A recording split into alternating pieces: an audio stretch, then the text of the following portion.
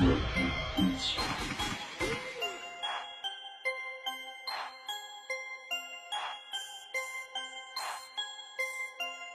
at this. Look at this.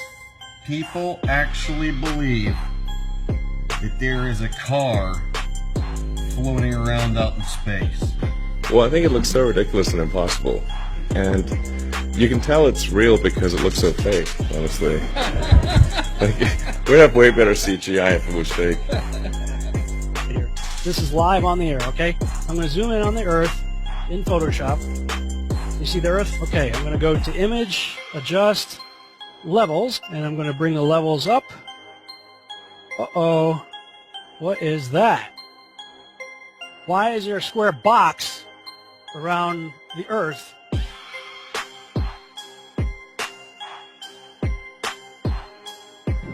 It is Photoshop, but it's has to be. It is Photoshop, but it's has to be. It is the world that has been pulled over your eyes to blind you from the truth. What truth? That you are a slave, Neo. Like everyone else, you were born into bondage, born into a prison that you cannot smell or taste or touch. A prison for your mind.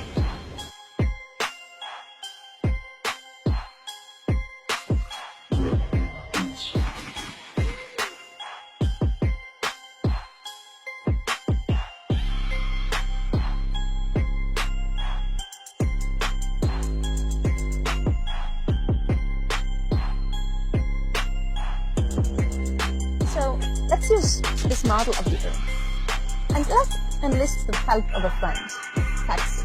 You might know her. Next segment, I'm going to show you how NASA grabs objects in 3D space, rotates them around, manipulates them. They can do this with water, with cloth, anything. And the cool thing about it is we can take what they're doing, what they're seeing with their contact virtual reality augmented lenses and put that on a separate video layer live.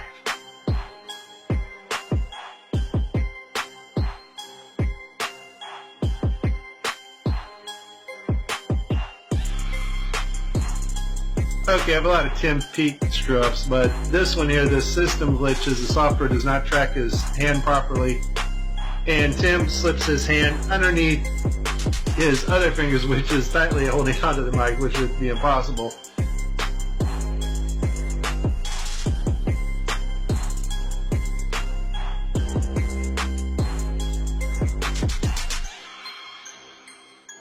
You can tell it's real because it looks so fake, honestly. We'd have way better CGI if it was fake.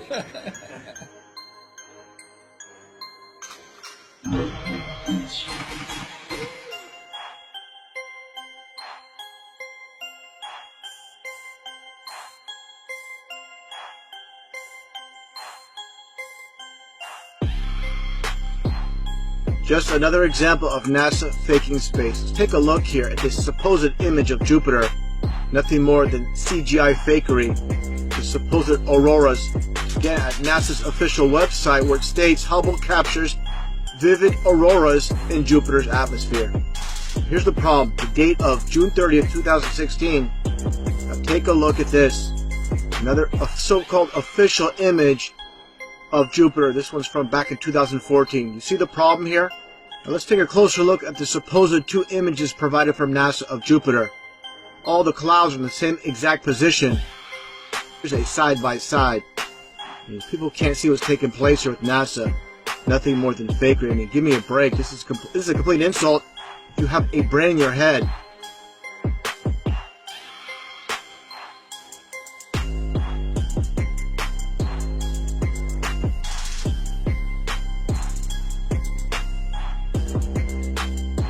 Like you're in a studio, maybe in Omaha, Nebraska or something. The shot is so clear. Is this a hoax? Are you really in space still? Do the hair?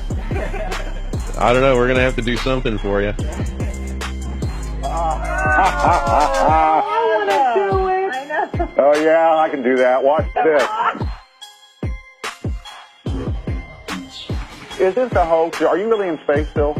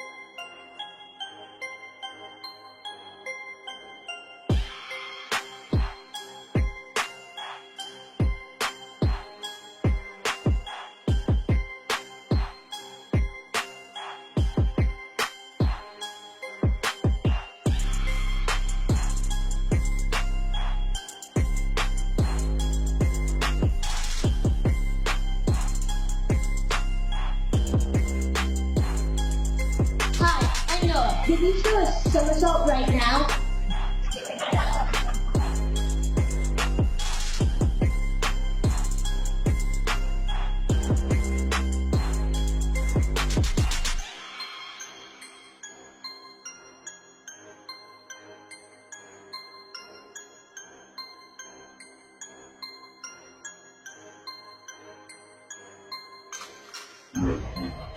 Is this a hoax? Are you really in space still?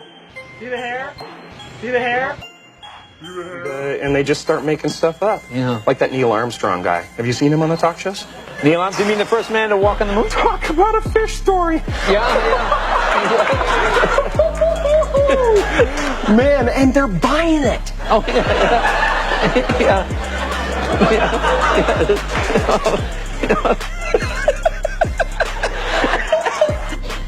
So many times during spacewalks outside the International Space Station, we can see air bubbles rising up. Can you touch on how there are air bubbles in space? Can you be more specific? Air bubbles?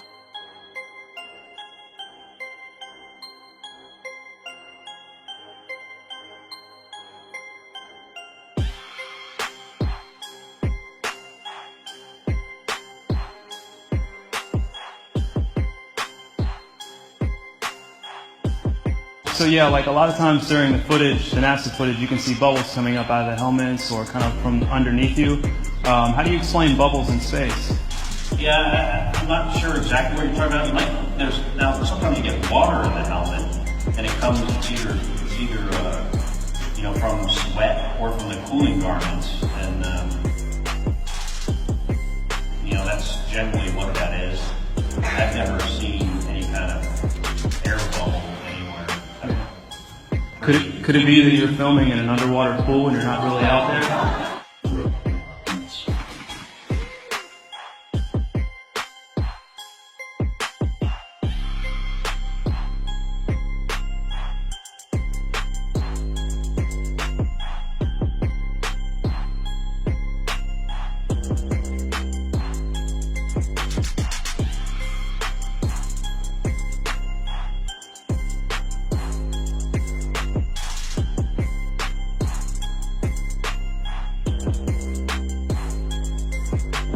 Let me tell you why you're here. You're here because you know something. What you know you can't explain, but you feel it. You felt it your entire life. That there's something wrong with the world. You don't know what it is, but it's there, like a splinter in your mind, driving you mad. You're a coward and a liar and a thief.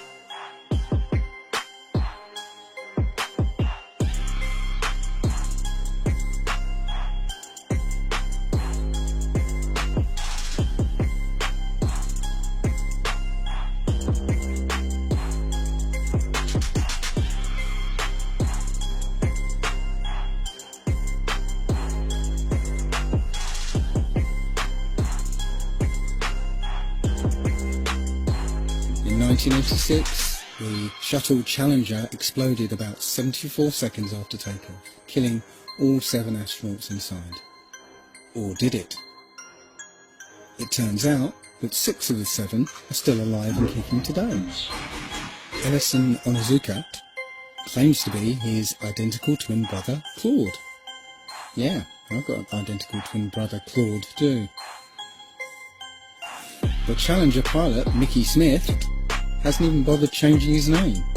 He's now Professor Michael J. Smith of University of Wisconsin. Now, Krista McAuliffe was a bit of a sneaky one. She was the Challenger payload specialist, quite famous for being a teacher. It turns out during her astronaut days she was using her middle name, Krista, and now she goes by her first name, Sharon.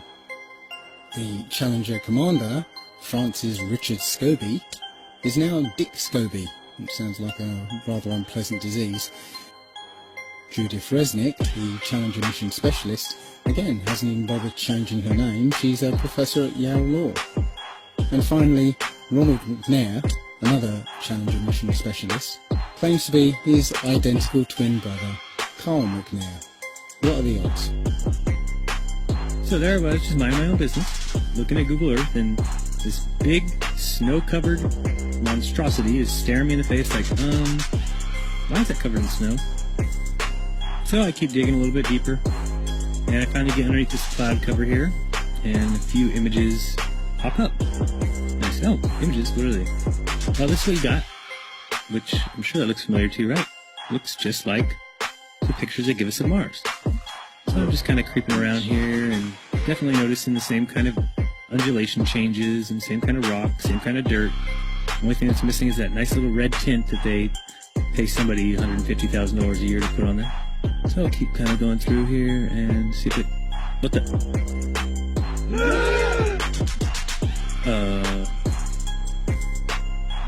Yeah.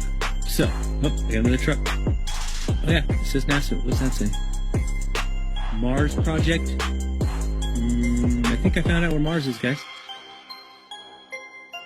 At some point in the future, we're going to look back and say, how did we do it without space?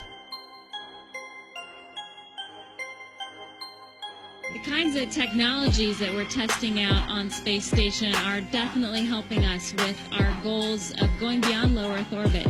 Early in the next decade, a set of crewed flights will test and prove the systems required for exploration beyond low Earth orbit. Right now, we only can fly in Earth orbit. That's the farthest that we can go. And this new system that we're building is going to allow us to go beyond and hopefully take humans into the solar system to explore. As we get further away from Earth, we'll pass through the Van Allen belts, an area of dangerous radiation. We must solve these challenges before we send people through this region of space. We must solve these challenges before we send people through this region of space. There's a small problem with going to the moon, and inch by inch, NASA is leaking out that they know that there's a problem there. It's called the Van Allen belts, high radiation belts of charged particles around Earth, and we don't know how to get through them, they say. Well, isn't that interesting, because there sure didn't seem to be a problem back in 1969. The moon landing stopped in 1972 and we haven't been back. We haven't been beyond the Van Allen belts. NASA admitted that it had lost the original footage of man's first steps on the moon. Go to YouTube and watch A Funny Thing Happened on the Way to the Moon. It contains newly discovered evidence, which is part of the missing tapes, of outtakes from the first mission to the moon, of them falsifying a shot of being halfway to the moon. For NASA to come out and say that all the tapes were erased, I mean, it's incredible. Geraldo, this isn't just one tape. This is rooms of tape labeled Apollo 11 moon landing. Someone had to physically go and erase it. It's very challenging to try to prove we landed on the moon, and it shouldn't be challenging. The tape should be there. There should be plenty of evidence. I mean, it's proof right there. This is an official NASA photo of the first Apollo 11 lunar module landing on the moon. I mean, it's right there. This is proof, man. It's the picture's right there. It's landing on the moon. But the only problem I have with this picture is that it's taken from the moon.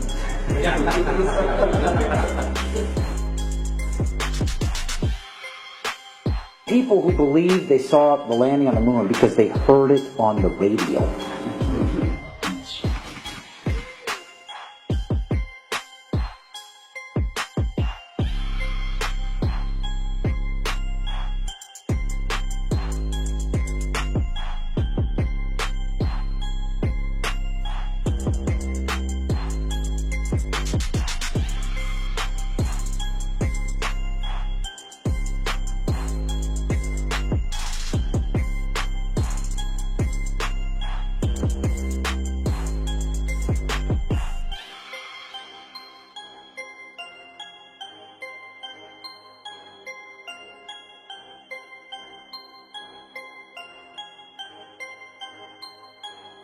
Here's a picture of the INSAT actually being deployed from the spacecraft. Did you see it in the background? There was a guy in the background, man. I'm not kidding you. You can't deny that that's someone in the background. There's a guy moving in the background.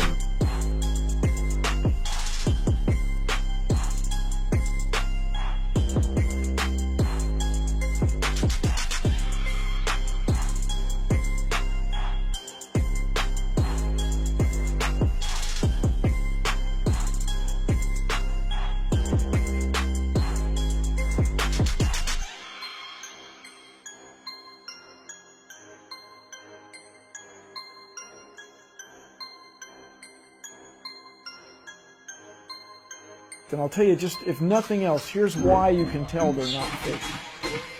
Just to create the paperwork, that amount of paperwork would make faking it prohibitively expensive. No one could afford to generate that much documentation. All of that happened in a little town called York, Maine, across the United States from where we're talking to you right now. Across the United States from where we're talking to you right now. My research of the last year has led me to the conclusion that not even low Earth orbit is possible, that the International Space Station is a hoax, and all manned space travel is fake. First though, let's have a look at the International Space Station. I want to talk about some of the anomalies I see there. For the inside of the International Space Station, there are a couple of zero-gravity tricks that they use to fake it. The first is they have a complete mock-up of the International Space Station built on the inside of an airplane. And that airplane does a bunch of rises and falls. It does an upside-down parabolic trajectory, and that simulates zero gravity. The other main way they simulate the zero gravity is with suspension in front of a blue screen. And they use that trick for extended periods of time, for longer than 45-second segments. But they can't move around as much. They can't do the acrobatic flips and rolls in the extended mode. So there's full motion mode where they can fully move around, and that's faked in plane, and then there's suspended or extended mode where they're suspended by wires in front of a blue screen. They don't move around as much, but they can make the scene last for a longer period of time. The extended mode is much quieter than the full motion mode. In full motion mode, you can actually hear the sound of the jet engines, the engines of the airplane. In every single scene of full motion mode, in every segment of the International Space Station, you can hear this loud sound, the sound of jet engines. You could argue that it's the air conditioning system. Not even an office air conditioner is that loud. And why is there a loud sound in every segment of the International Space Station?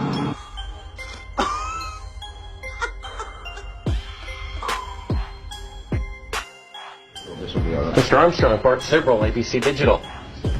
Wanted to give you the opportunity to swear on the Bible that you walked on the moon. Will you put your left hand on the Bible and swear to God that you walked on the moon? You have $5,000 cash. You can give it to charity if you swear on the Bible that you walked on the moon. Please I have the tape. That'd be fine. Why don't you swear to... Why not? Why won't you do it?